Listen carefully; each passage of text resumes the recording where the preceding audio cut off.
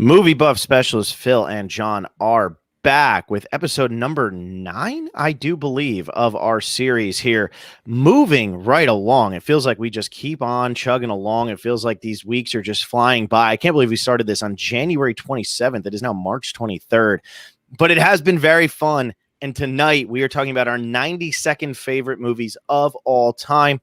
For John, it is the 2015 film The Lobster by Yorgos Lanthimos, who I think I'm butchering his last name, but that is Yorgos. Yorgos is quite a stylistic man. And then for me, it is The Wizard of Oz, the 1939 classic with Judy Garland and all of those other great folks who were involved. John, it is good to have you back. How does it feel to have to sit down and watch a musical, our first musical so far of the series? Well, it's our second because we had Les Mis to start.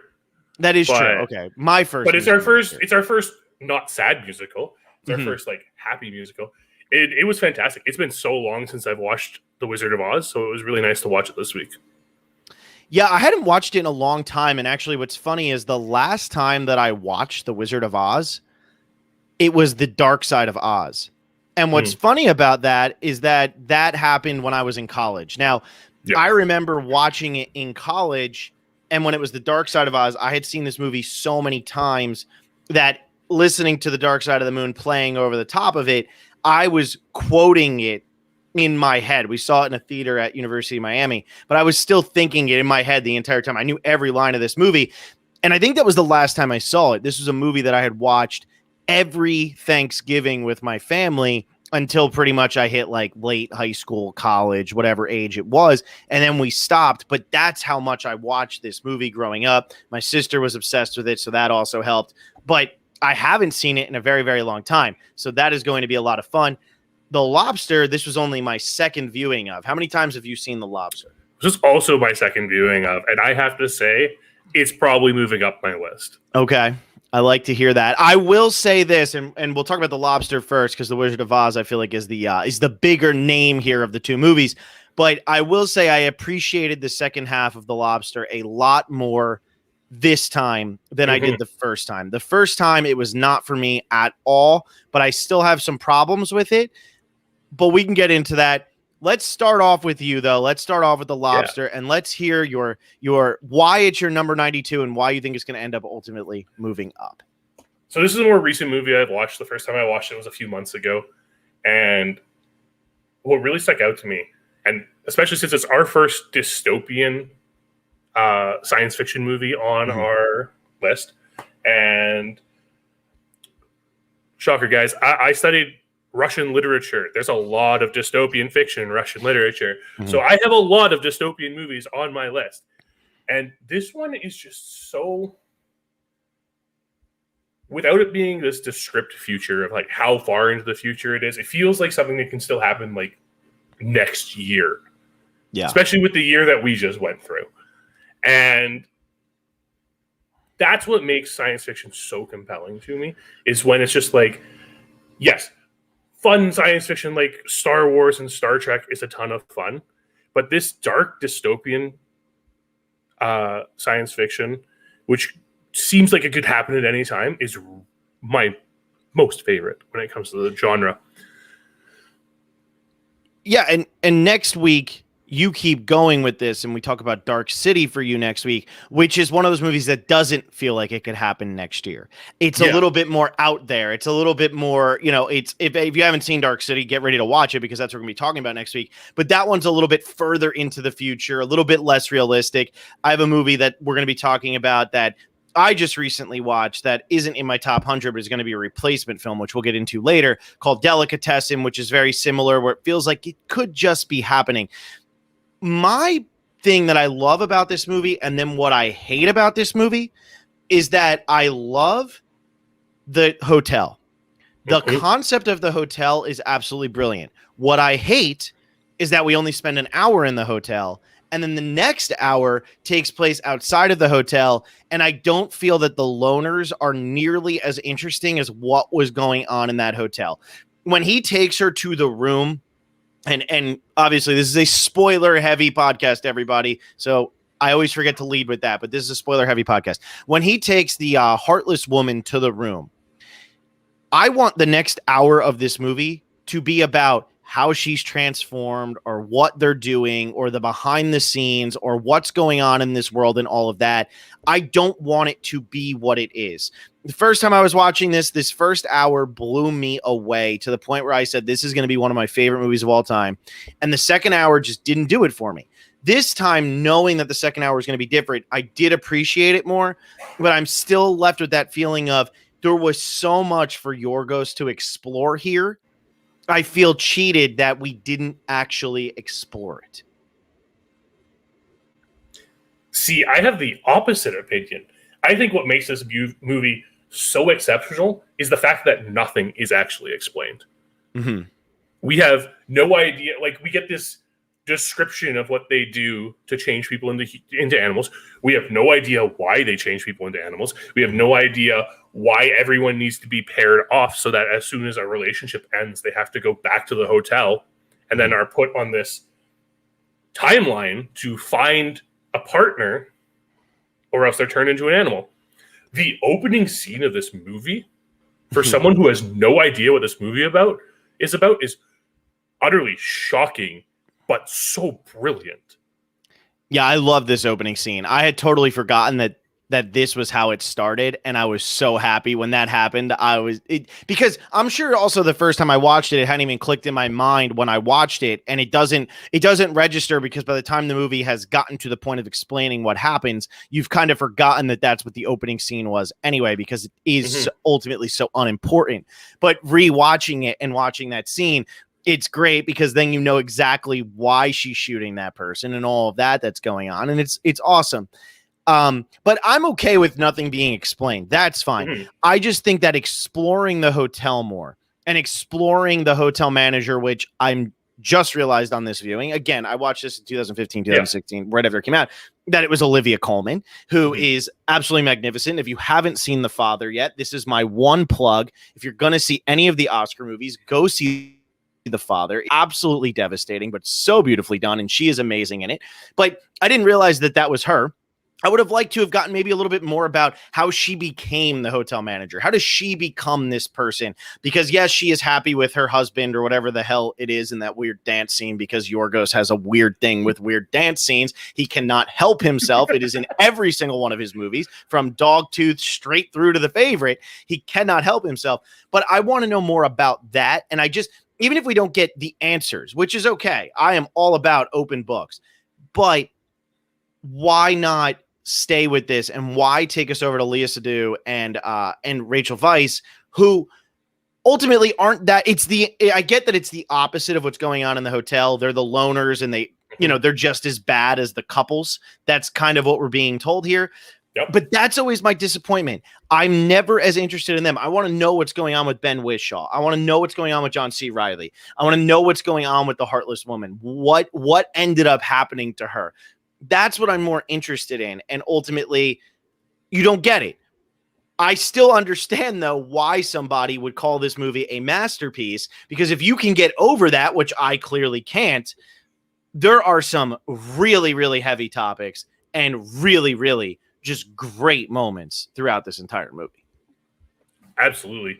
And the reason why I also kind of had a lack of appreciation for the second half of this movie the first time I watched it, but watching it again this time, I became so much more enthralled with it, because it really is just the fact that these loners who are no longer part of society, they're literally hunted by the people in the hotel, but they have just as many rules as the hotel does. Yeah, if not more. And it's yes, if not more, right? Yeah, you can masturbate, but you can't couple off. If you're a loner, you're by yourself. And what I think really makes it is that Colin Farrell's character isn't a loner. He can't be a loner. And that's the only reason I think the second half of this movie works, is because he's in this loner society. He's rejected the world of the hotel, but he's still trying to find the world of the hotel. Well, and I don't think it's so much that he's rejected the world of the hotel. It's the fact that he was in a relationship. And I think this is very important. He was in a relationship for 12 years. Mm-hmm. That is really great character development. Despite the fact that it doesn't feel like it's important character development, but for everything that happens in the rest of the movie, it is important because everybody knows that if you're in a relationship for 12 years or something of that length, and then something happens, it's hard to immediately be like, man, I am just in love with this person. Unless you're having an affair for a year or two, it's going to be hard to do that. So that's important because that's why it's difficult for him. Now he has 45 days to figure this out. That's not going to be easy because he's still grieving. But then it's also saying that when he does go to the loner thing, if he does want to find somebody, he's a relationship person. It's a person in college or high school that who has on again, off again, boyfriend or girlfriend nonstop, and it doesn't end because they just don't know how to be alone. And then every time that something else breaks off, they get back together with that person because they just need to be with somebody. And I think that just in the hotel, they weren't his kind of people. He gets out to the loners, but he's not a loner, like you said. And we don't really get to know much about Rachel Weisz's story, so we don't really know if she's a loner or not, but it doesn't seem like she is. But I do think that there's just these, and this is what Yorgos does so phenomenally, is he holds the mirror up to society in all of his movies, whether it's Dogtooth,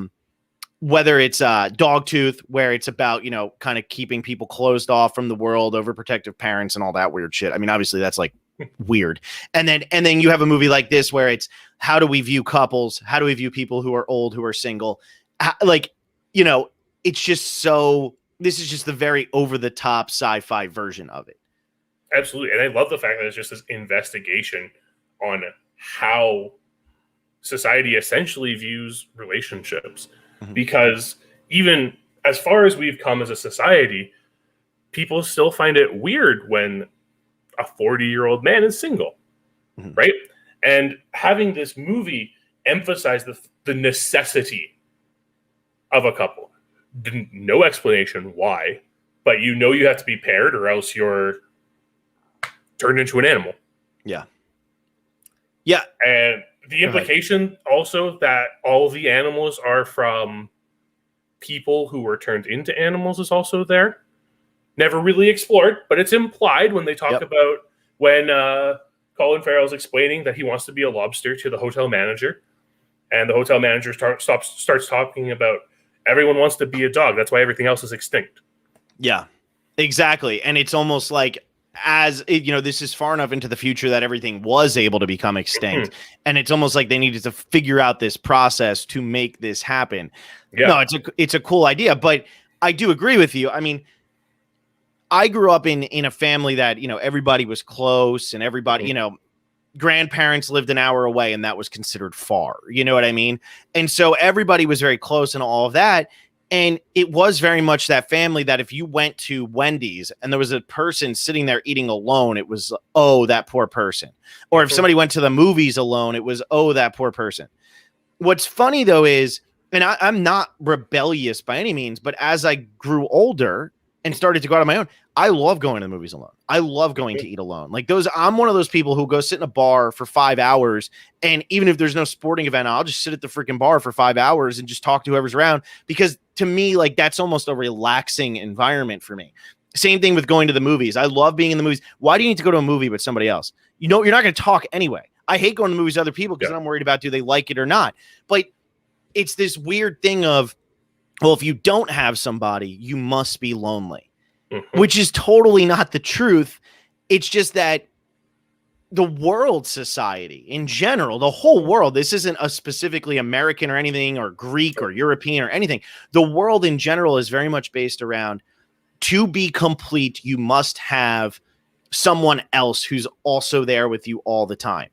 And ideas of fun are always done in pairs. Mm-hmm. It can never just be a solo type adventure, which is weird to me.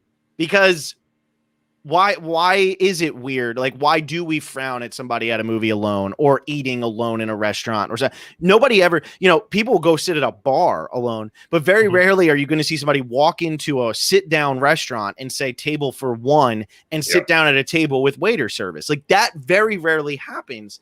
And it's very interesting to me. Yeah. And it's just kind of where our society's at this point when it comes to everything. And it's really interesting. I think one of the saddest shots in this entire movie is when he's just golfing by himself. Yeah. And he's just on the green by himself, and there's no one else around. Because who goes golfing by themselves? Not many people. Bill Murray right? in Lost in Translation. We'll get there. But that's the thing is, like, golfing is very often a social activity, and they're explaining that, like, you can't do any of these things because they're specifically for the couples. Mm-hmm. You can do the individual things. And it takes a sick F like Yorgos to do this examination, though, because, again, if you haven't seen his other movies, go and see his other movies. If you haven't seen The Favorite, if you haven't seen Dogtooth, if you haven't seen The Killing of a Sacred Deer, go and watch these movies because they are crazy, crazy movies. And they're very, very well done. And one of my favorite scenes of this movie is when they're doing the scene where Olivia Colman is announcing, this is what it's like eating solo. And then eating as a couple. And then going for a walk solo, and that really dry, disturbing rape, whatever. Yeah. And but it's that dark, disturbing humor that works throughout this entire movie because it is such a reflection of, well, if you go for a walk alone, you're going to get killed. I mean, how many times, I don't know what your relationship was like with your parents. I have no idea. But if I went outside of my house at night, I was going to be mugged. I was going to be killed. I lived in the smallest town. Nobody did anything. Now it's terrible. But back when I was growing up, nothing happened. And it was, you're going to die. And it's so funny because that's exactly what this movie is expressing, but in the most over-the-top way. Yeah, exactly. And there are some elements that I'd really like to know more about this movie, like when do people go to the hotel? It was very interesting that the men are all social pariahs in this movie. Mm-hmm. Like, are the three men we're introduced to are, lack of better words, they're kind of losers. But then you look at some of the women there, and then you see the younger women are there. And it's really interesting seeing that dichotomy between the people in the hotel, and part of it comes down to the fact that they have such a limited time to figure out their connection, right? Mm-hmm. And you have these couples pairing off because they both are susceptible to nosebleeds. Yeah. Yep, that makes a perfect couple, guys. As long as you both get nosebleeds, you're set up for success there. And it's exactly, though, what always happens in the world is, oh, I'll set you up with my friend because you both like The Wizard of Oz. Who the hell cares? I know a lot of weirdos who like a lot of the same movies as me, and it disturbs me that they like the same movies as me, or they like the same activities as me. And I think it's that desperation, what Yorgos is saying in this is that desperation that we have to find some sort of common ground and cling to it and say, this is why it's okay, or this is why we get along so well. Oh, we get along because we both love tennis. My husband beats the living daylights out of me when we go home, and I put poison in his drinks when I make them for him. But at least we both love tennis. Like, that's the whole thing. There's this song by a Canadian, Dan Mangan. I don't know if you know him, but it's something about like you can keep your neighbors. It's like you can beat your wife, just don't forget to shut the blinds, because if you can keep your neighbor in the dark, then surely God can turn his eyes. It's that whole thing of, well, look how happy you are because we like at least this one or two same thing. And what's funny is Colin Farrell in this movie totally calls out Ben Whishaw, is totally against all of this, and the movie ends with him about to stab his eye out. Yeah, but is he actually going to stab his eye out? No, I think he just leaves. I think he just leaves too. I think there was a point. The fact that Colin Farrell and Rachel Weisz get to this point where it's like, oh, you're short-sighted, and then he's getting jealous of the other guy can just positive he must be short-sighted too, as if the loners are also looking for these same minor connections with each other. Mm-hmm. And then Rachel Weisz gets blinded, and you can Colin Farrell's body language in this movie is absolutely, because you can just tell he's like, I'm not into this anymore. Mm-hmm. Like, we're weak. We can't be paired now. You're blind. I'm only short-sighted. It's not enough. Yep. And it really just, that little interaction tells you everything you need to know about the world, and just where everyone's mindset is in this universe. Yeah, and it becomes now she's reliant on him. He doesn't want her to be reliant. That's not what he's looking for. Yeah, they have to pair off, but he doesn't want her to be reliant.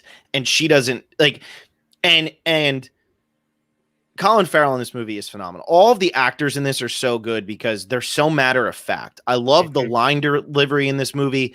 I love the way they walk in this movie. I love every little thing. It's all very stylized, but it's very subtle in its stylization, which I think is a hard thing to pull off. It's not over the top and in your face all the time necessarily, but even just down to the two of them dancing, you know, when Olivia Colman and her husband are dancing, just that little scene, the way that Ben Whishaw and John C. Reilly and Colin Farrell all speak to each other.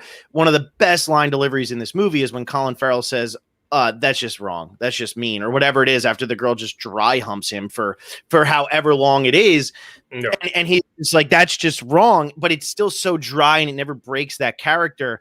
And you do see when he finds out that Rachel Weisz is blind, he breaks that character a little bit. The only way he can go back into society is if he has a pair with him, if he has a wife, if he has a woman. But now that he's back in society, he's like, I'm going to take my chances because I don't need this. Yeah, and that's the crazy thing. So they get into this restaurant, and I love the closing scene of this film. I think it's very polarizing. I understand why. People are like, oh my God, he's just stabbing his eyes out with a steak knife. And other people are like, nah, he just pieced. He's gone. He's out of here. But just that long shot of Rachel Weisz sitting in the booth, just waiting.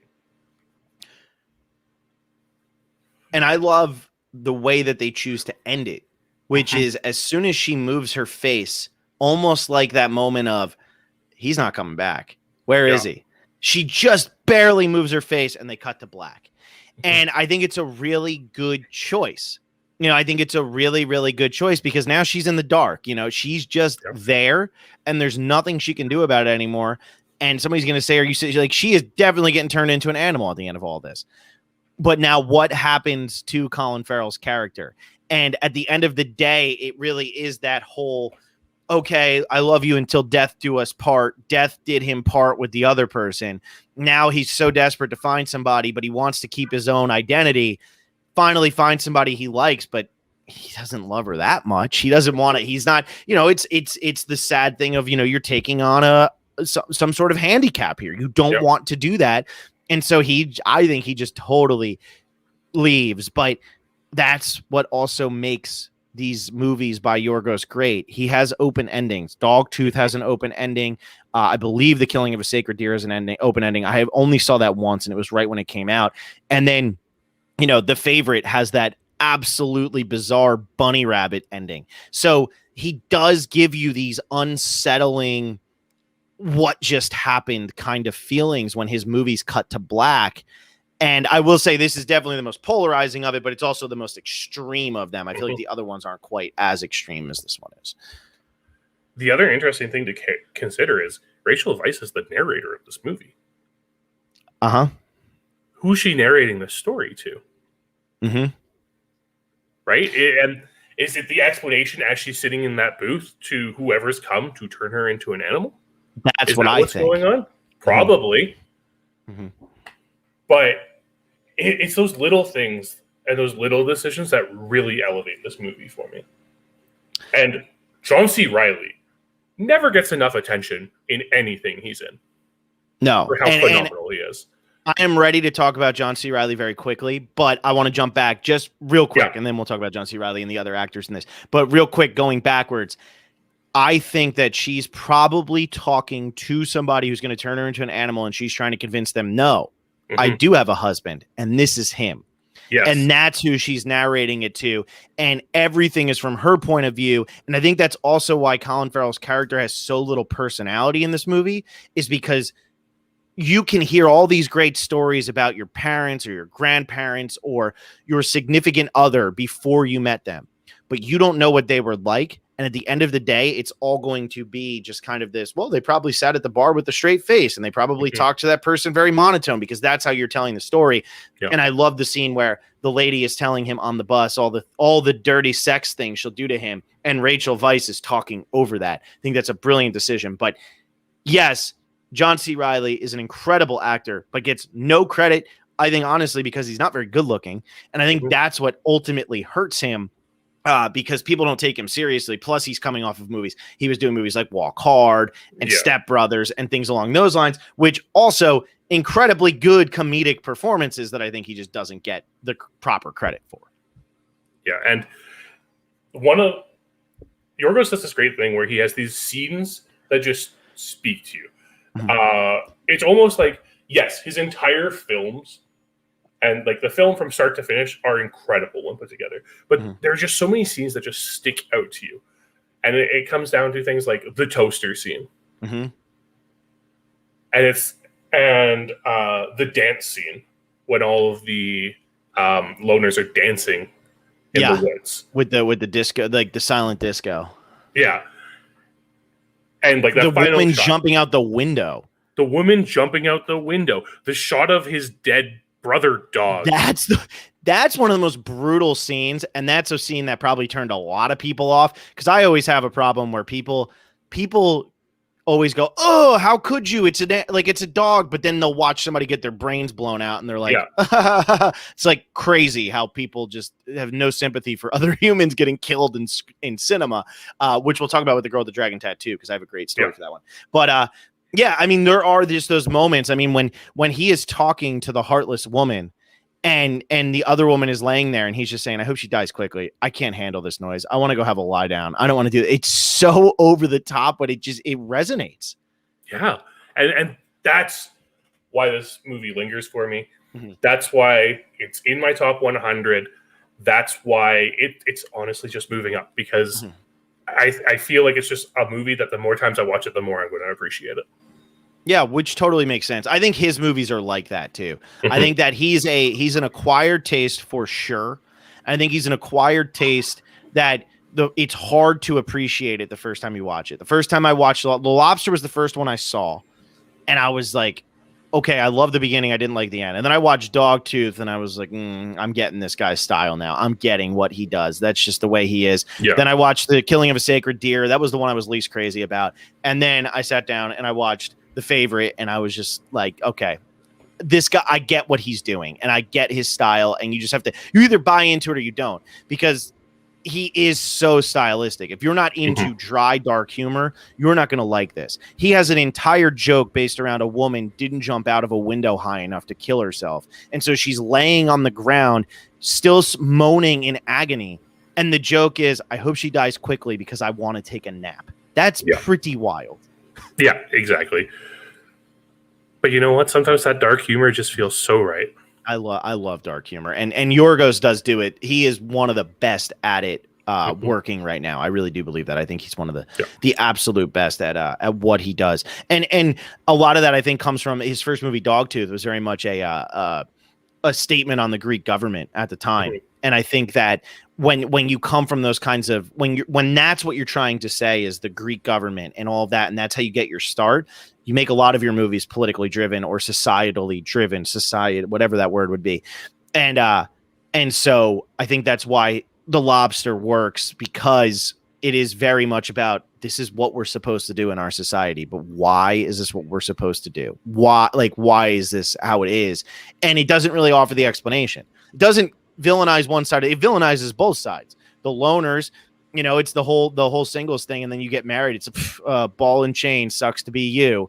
But then if you're a couple, all you hear about is, well, I have my life's harder because I have a kid and stuff. It's, well, that was your choice. Why did you choose to do that then? Just to say it? I don't understand. It's very interesting. It's and I love the way he holds the mirror up. I think he does a great job.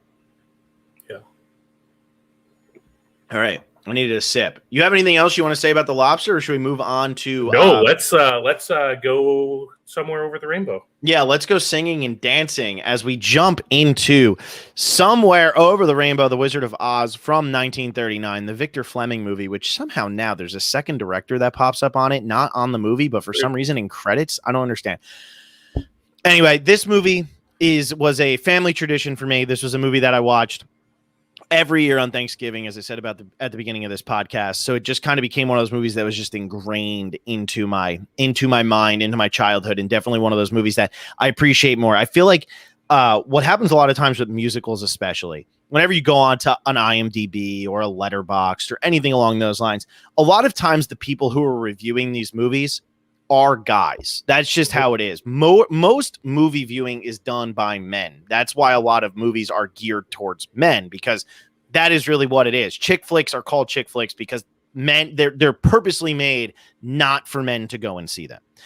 And so when you see like ratings from some of these movies, you'll see lower ratings for some musicals that are just absolute classics. Mm-hmm. And Wizard of Oz is one of those. Now, granted, on IMDb, it's got an 8 out of 10, which really isn't anything crazy. But when you start to look at some of the negative things that have been said about The Wizard of Oz all these years later, a lot of the time it's coming from people who are experiencing it for the first time as like a 24, 25-year-old guy. And if I was watching this movie for the first time as a 24, 25-year-old guy, I'd probably be weirded out by it. I probably wouldn't really know what was going on. And I don't know if I would consider it to be as much of a classic. But having that childhood memory of watching this movie and being able to put my finger on that as I watch it, as I get older, and still appreciate it for what it is, this movie, I truly believe, is the best depiction of just pure movie magic ever made. I really do believe that. How it goes from the black and white to color, the music, everything is so overblown. And how many movies have tried to do what The Wizard of Oz has done? Cut out the musical, but just this adventure type movie, weird place. I'm going to meet my 3 friends and we're just going to go on an adventure. And how many of them have failed miserably? Because The Wizard of Oz just really has that. It's kind of like Disney World or Disneyland, where it has that magic that you can't quite state why it feels so magical. Why do you love going on Pirates of the Caribbean when the ride ultimately isn't that exciting? Why do you love going on the Jungle Cruise, and why has the Jungle Cruise been the same thing since 1965 or whatever the hell it is?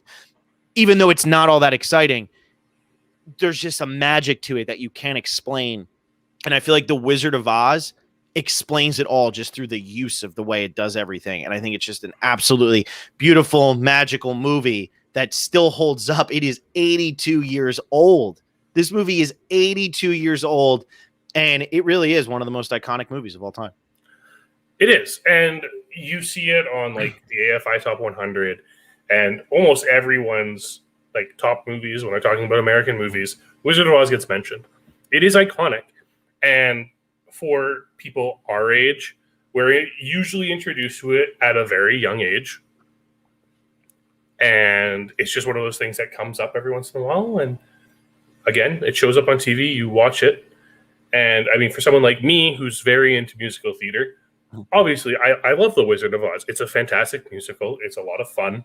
As long as you don't start thinking about like the political systems that might be in place, whether Glinda may be a tyrant. Yeah, Glinda is definitely a tyrant. I don't know why they're so happy with Glinda, the Munchkins. The Munchkins seem like they need their own leader, but what do I know? Yeah, but it's thoughts for another day. You got to remember, Louis B. Mayer was the man behind the curtain for this movie, and Louis B. Mayer isn't exactly the best person to ever live. So, you know. Yeah.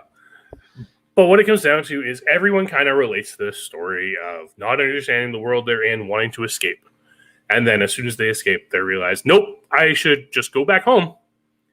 And I think that relatability is really important to The Wizard of Oz. I think the fact that they, in this adaptation of The Wizard of Oz, that they aged up Dorothy a bit is also very important. It makes it easier to relate to the character. It makes it not just a children's story, but makes it a fun adventure story. Yeah, absolutely. And I think that's what still rings so true about this movie for me.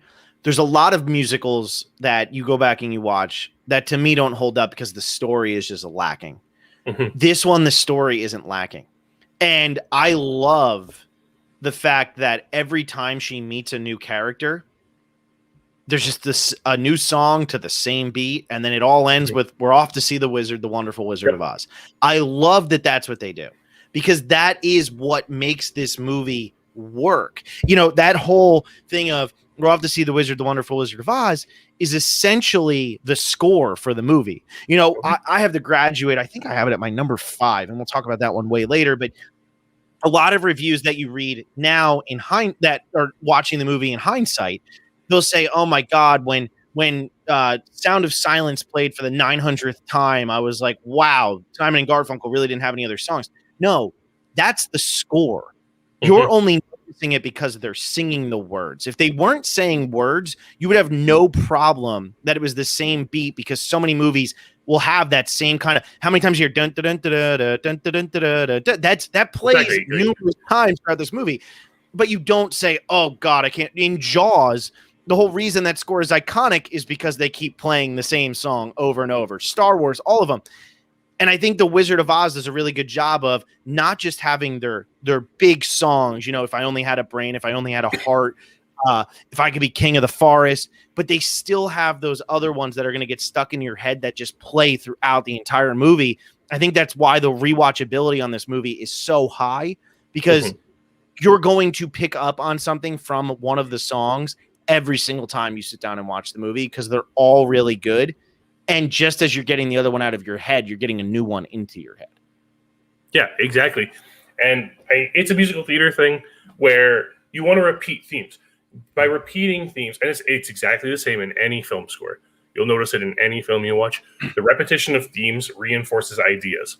And that's exactly what The Wizard of Oz is doing here. We get the witches theme anytime, you know, the witch is around. We get "We're off to see the wizard" is we're having fun. We're on this adventure together as friends. It's about the friends made along the way. Yeah. And I just think that, you know, if you were to sit down and obviously this is a little off topic, but if you were to sit down and, you know, after we watch The Hours, I love that score by Philip Glass. So you sit down, you watch The Hours, and then you sit down and you listen to The Hours score.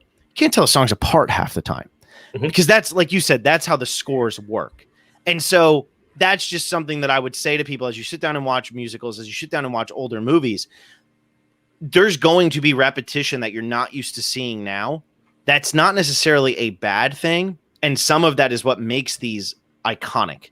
You know what I mean? Like, what makes The Wizard of Oz so good is how unbelievably simple everything in this movie is. The story, everything. When, like, literally at the beginning of the movie, you find out who's going to be who out of the farmers, because one person's saying they don't have a brain, they can't think for themselves. She doesn't have a brain, she can't think. And then the cowardly lion runs in to save her from the pig pen, and you have the guy without a heart. You know exactly what you're going to get from this entire movie once they actually get to Oz. And it's very on the nose, all of it. It's supposed to be. It's a fantasy movie from a you know, that is based on a children's story that is meant to be watched with your kids, with your grandkids, with grandparents, with parents. Doesn't matter who it is. You could sit down and watch this movie with 5 generations of people, if you've ever been lucky enough to be in a room with 5 generations of the same family, and everybody in that room is going to get something from this movie. And I think that is just a magnificent thing that cannot be said for many other movies ever made. Yeah, that's the big thing, is like, it's a very timeless movie. It's a movie that it doesn't matter how old you are, you can enjoy it. Unlike The Lobster, where you have to be older and have some higher thought processes in order to fully enjoy it. So having a movie like this, it makes sense for it to be on a top 100, because it does have that lasting impression. Nobody sees The Wizard of Oz and says, "Oh yeah, I guess I watched that once." Everyone, you know, if you've seen The Wizard of Oz or not. And usually it involves someone singing. Because that's the power of music. Yeah. And then you take those musical elements, you apply them to characters, and everyone has fun going through the world of Oz. Yeah. And so while the songs are all great, with Somewhere Over the Rainbow, obviously I think is the hit song of this entire thing.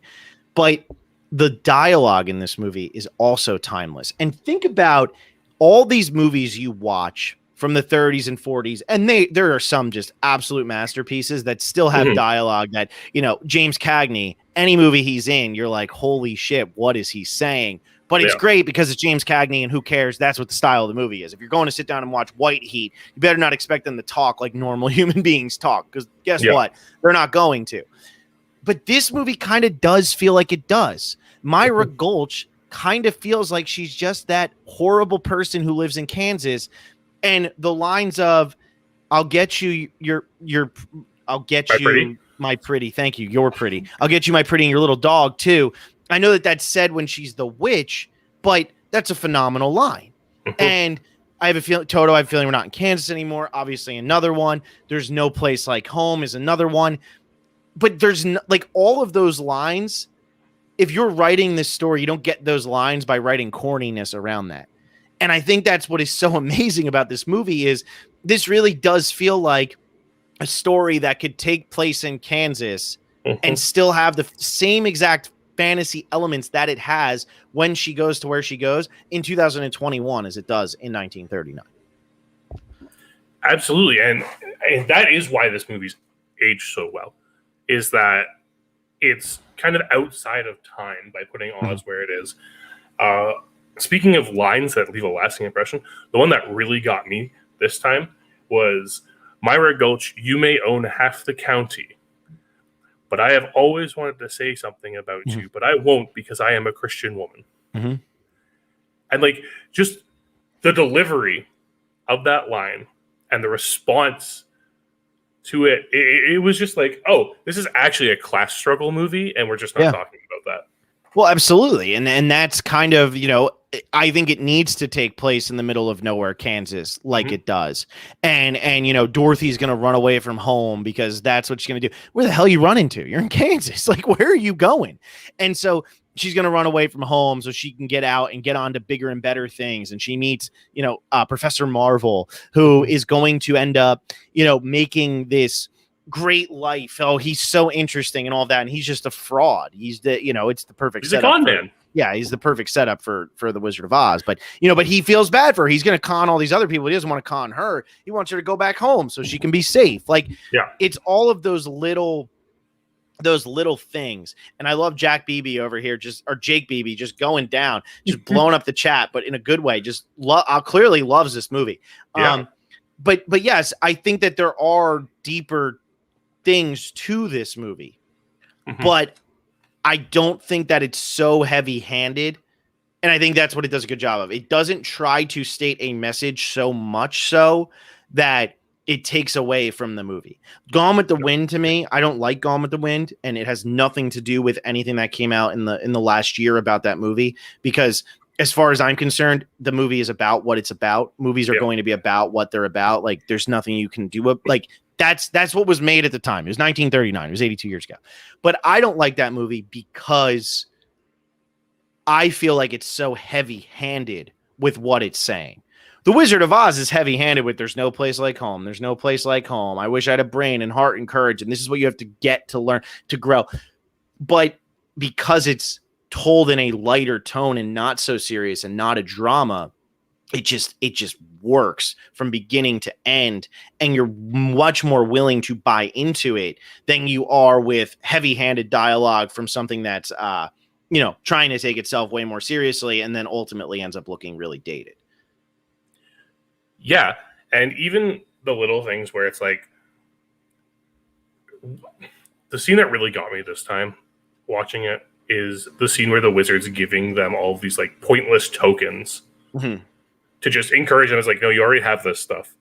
Here's this literal piece of paper if you want to believe it. And then all of a sudden the Scarecrow spouts off the Pythagorean theorem incorrectly.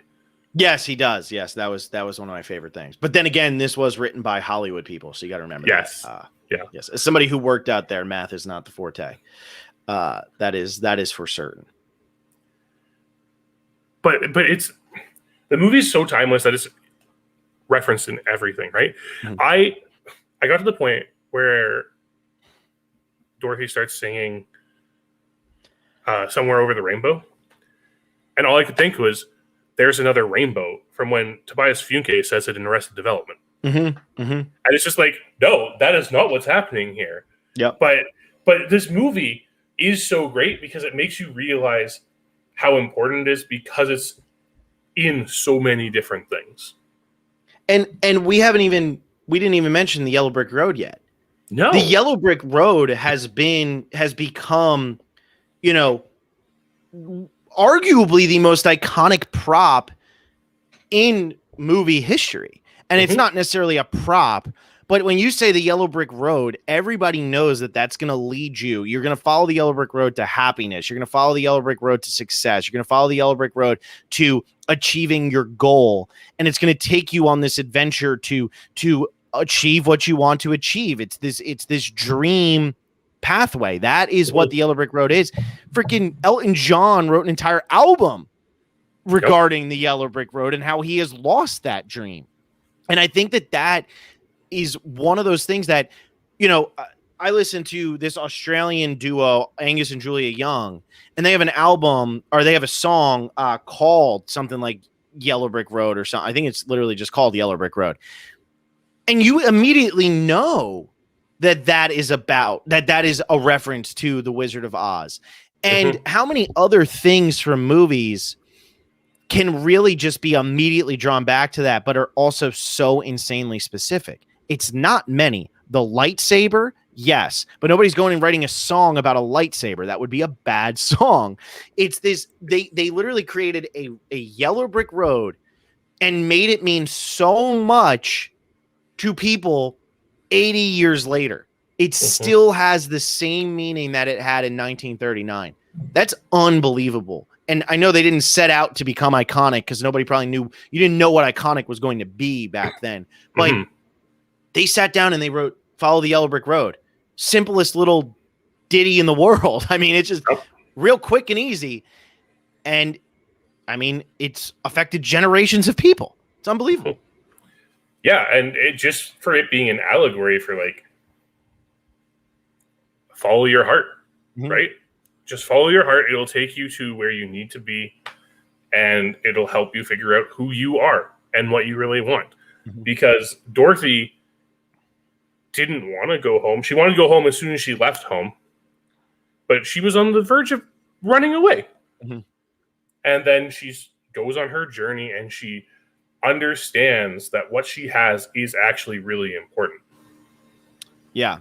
And why do you think that this movie has more success than others do in terms of this structure of stranger in a strange land, meeting up with three very unique people and going on a journey where they all are trying to achieve the same thing? They're all trying to get to the end because they all. Why do you think this one works in ways that other ones just don't work?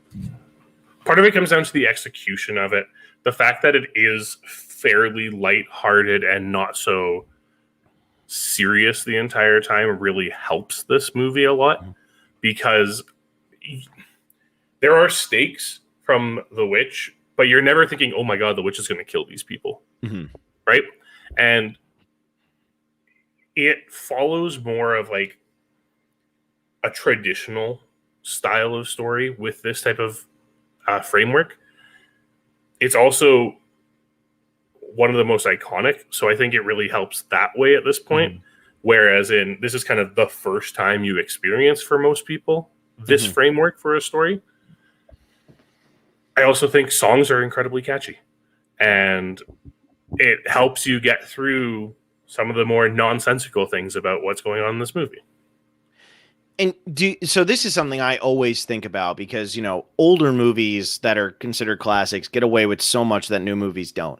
I always say with Space Odyssey, which will be coming up in, you know, a long time from now, both of us have that movie very, very high. But I always love that movie, the story in that movie, it's very difficult to follow what is going on there. Yep. And Nolan comes out with Interstellar, and the biggest complaints about that movie were that it was very hard to follow what was going on there, and that some of the stuff didn't make sense and blah, blah, blah. And so I just find it interesting when older movies can get away with that because they're already a classic. And then a newer movie doesn't get the same appreciation, even though maybe it should. And I think Interstellar is a phenomenal movie. That was right on the outside. We will actually be talking about that at some point. So it was right on the outside of my top 100. Not everybody agrees with me. That's fine. But I do think that The Wizard of Oz did a style that now if a movie came out like this, people would say, "Oh, that's a kid's movie," or "Oh, I don't want to watch that," or "Oh, it's too simple," and it get like the exact same movie could be made today and get like a 50% on Rotten Tomatoes, which is absolutely mind blowing. I definitely think it benefited from the time in which it was made. The fact that you kind of had your like film noirs coming out, you had your more serious movies, and then you had your Technicolor works, right? We've already talked about Robin Hood and like these huge costume productions that are colorful and inviting. And you had your musicals. Musicals were huge in the 30s, and not just in American cinema. Like, there were Russian musicals being made during the 30s and everything. So it definitely benefited from its time. It definitely benefited from the fact that it doesn't have to be compared in a world like today where you expect crazy CGI. And we literally had a spin-off of this movie come out less than a decade ago. And part of what didn't work in that movie was the amount of CGI that went into that movie. Yeah, CGI has been slowly killing movies for years. I say that all the time. You watch Lawrence of Arabia, that's always going to hold up better than any movie that's come out in the last 10 years. Seriously. People don't believe me, but it's true. People are going to look back in 30 years and say, that doesn't look very good. I mean, it's already, and Lord of the Rings is timeless, but when you watch the Battle of Helm's Deep, why are they marching in such squares? You know what I mean? Well, because they drew it with a computer.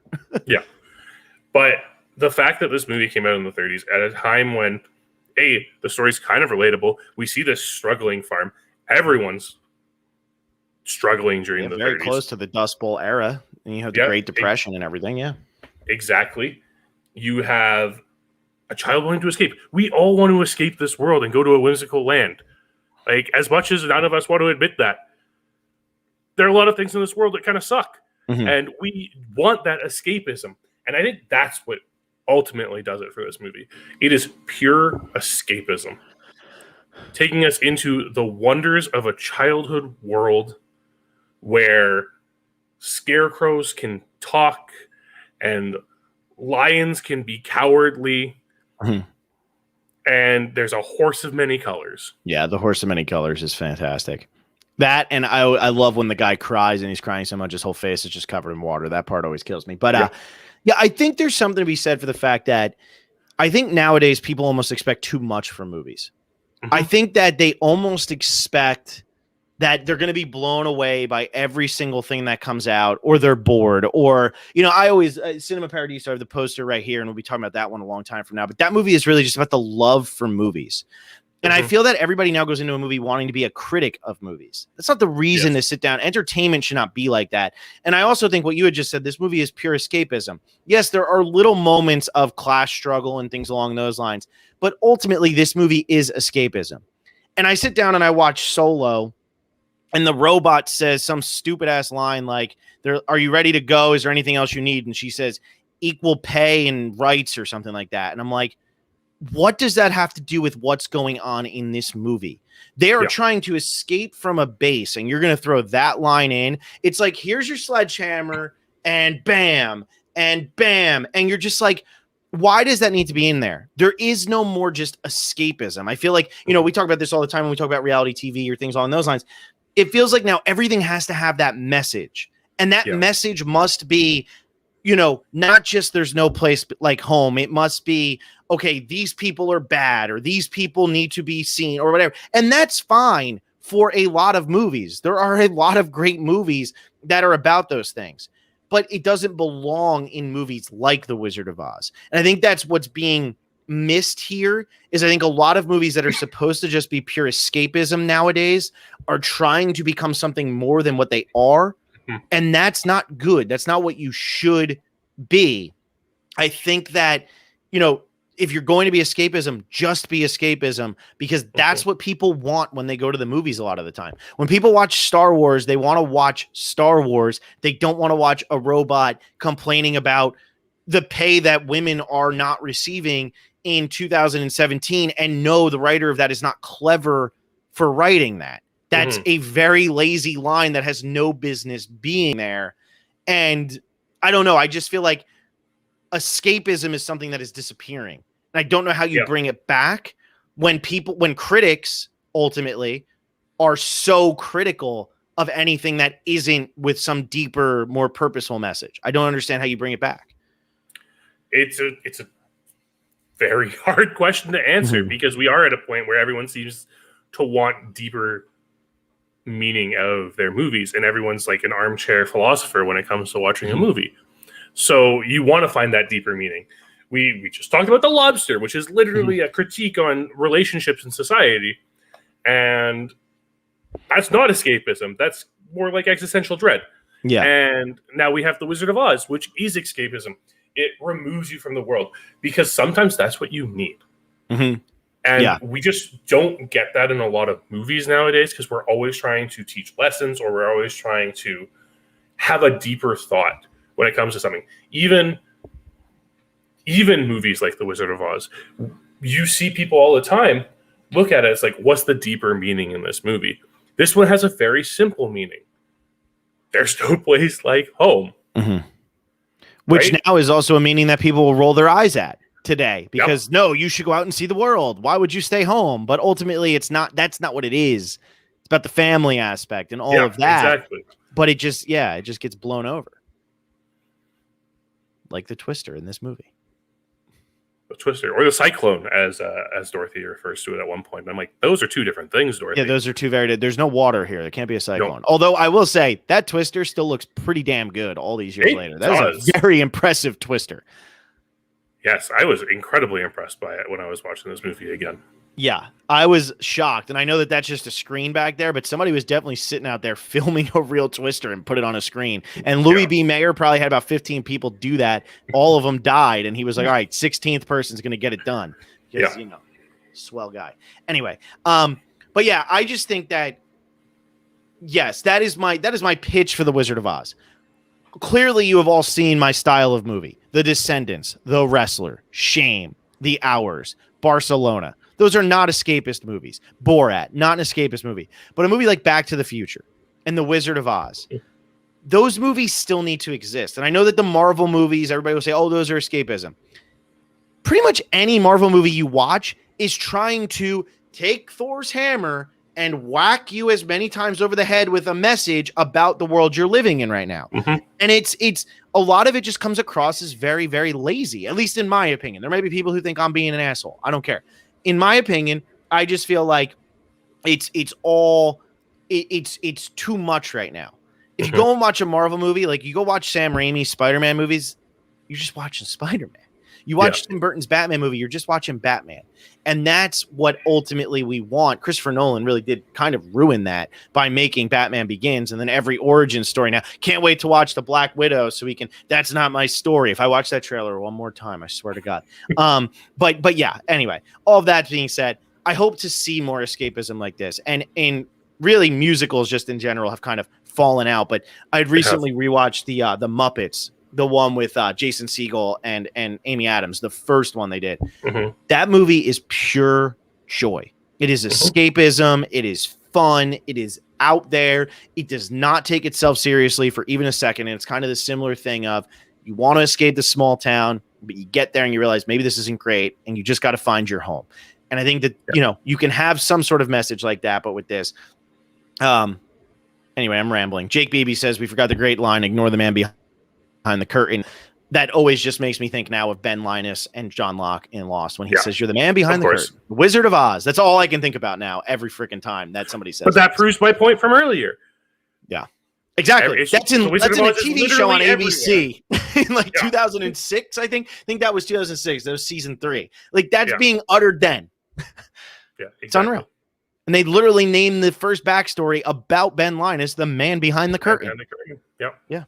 Direct reference. It's unbelievable. And a movie like The Lobster, great movie, I talk about Barcelona, one of my top movies I think is just going to move up.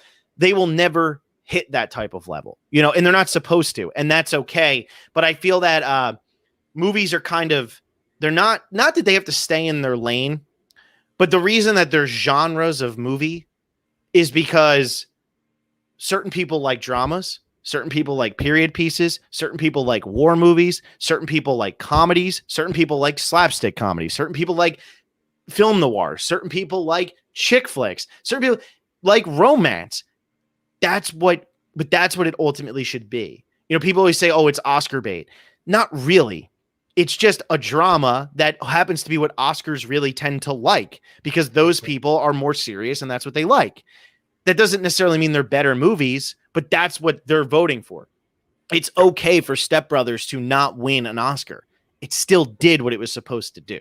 And I think that movies now are just kind of like, everything's got to become a statement, and then that's ultimately, or, do you make this movie and it doesn't get nominated for an Oscar and it's because of some political reason? It's like, no, it's just like that movie has never been nominated for an Oscar. It's been made 900 times and it's never been nominated. That's just how it is. I'm done with my rant. I exactly agree. And it's just like, I exactly agree. And sometimes a movie is there just for pure enjoyment. And that's what The Wizard of Oz is. It's cinema. Mm-hmm. It's not high class art. It's not the most amazing movie ever made. It's not the most technical movie ever made, and it's not the deepest movie ever made. But it's a movie that touches the hearts of so many people around the world, no matter how old they are, no matter where they come from. They can all relate to something in this movie. And it just keeps them going. And it's something that people come back to over and over and over again. And I'll leave you with this. Name another movie directed by Victor Fleming. Don't look it up. You can't do it.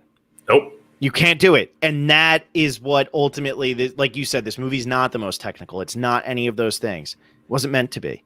It was just meant to be an enjoyable movie, and that's what it is. And it's directed by Victor Fleming. And I can't name another movie by him because you don't need to. He's not an auteur. He's not, You're never going to sit down and teach this movie in a film class, although they should, because we'd probably get a lot more entertaining movies coming out every year. There should be somebody. There needs to be a great musical director coming out. Damien Chazelle was pretty close to that, doing Whiplash and La La Land, two very different styles of a musical, but that's what you should be. I love Damien Chazelle. Just keep making musicals then. Like, there needs to be a musical person, because why is it that we go years without musicals or years without Westerns or years like that? Shouldn't be happening. There is still an interest for those. Just make lower budget ones or something along those lines. Anyway, I swear I'm done. Jake Beebe said, what happens if you go down the red brick road? You turn into Michael Fassbender from Shame. That's what happens if you go down the yellow brick or the red brick road. So, yeah. I've always wondered that too. Somebody needs to make a movie with all the spin-offs that they've done of The Wizard of Oz. How has there never been I'm sure there has to be something with the Red Brick Road in the extended lore of the Land of Oz. But I want a movie about the Red Brick Road. I want a movie about the Red Brick Road. That is completely the opposite of this. Anyway, next week, John and I are moving on to number 91. And this is going to be different. So everybody listen very, very closely, because I'm not going to repeat myself, although I'm definitely going to repeat myself at the beginning of next week. I'm going to repeat myself plenty. Don't worry. But listen very, very closely, because it makes sense. It's going to be our 10th episode. John's number 91 is Dark City. My number 91 is The Lord of the Rings, The Two Towers. However, John has The Two Towers much higher on his list. We have a couple movies that overlap each other. It's probably about 15 to 20 of them, which out of 100 really isn't that many. What we decided was, rather than skipping those and jumping around, and then all of a sudden we're on John's 92 and we're on my 91 or something like that, or we talk about The Two Towers, and then by the time we get to John's, we don't even have anything to talk about because we already talked about The Two Towers. We don't need to talk about these movies twice. What we decided is we were going to take movies that just missed the cut for our top 100 list, or movies that, since we've made this list, we have seen for the first time or revisited, that we would say, hey, this might be on my top 100 at some point and we should watch it.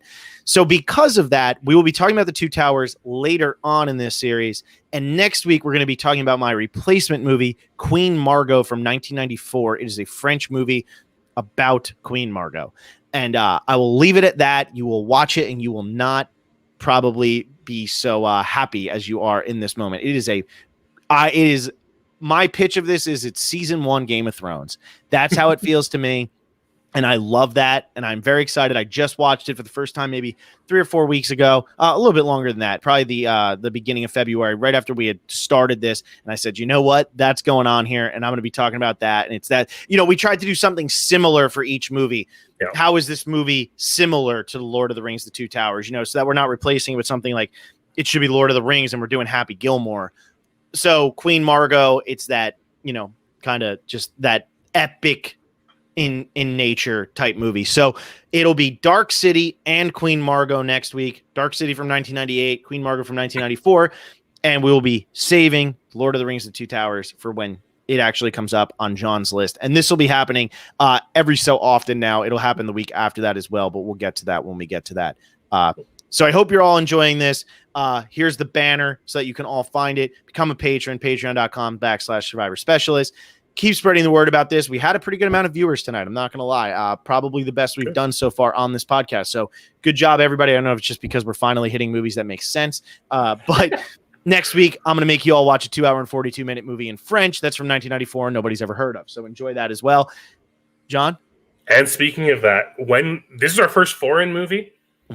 If you guys are following along watching these foreign movies, make sure you're watching them in the original language that they were filmed in, because it's so important for the understanding of the film. Yes, there are dubbed versions for some of these movies that we're going to be covering, but listen to the language, because the language is part of the art. And the way the words sound in that original language are very important.